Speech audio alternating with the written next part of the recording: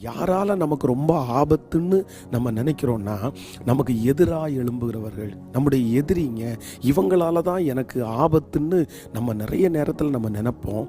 ஆனால் இல்லவே இல்லை. சில நேரத்தில் நம்மை சுற்றி இருக்கிறவர்கள், நம்மை நேசிக்கிறவர்கள், இல்லை நம்ம நேசிக்கிறவர்கள் ஆபத்தாக மாறுவாங்க. இன்றைக்கி ஆபத்தான 3 நபர்களை குறித்து உங்களோட பேசி உங்களுக்காக ஜெபிக்க போகிறேன். கவனமாக கவனிங்க. இந்த 3 நபர்களும் ரொம்ப ஆபத்தானவர்கள்.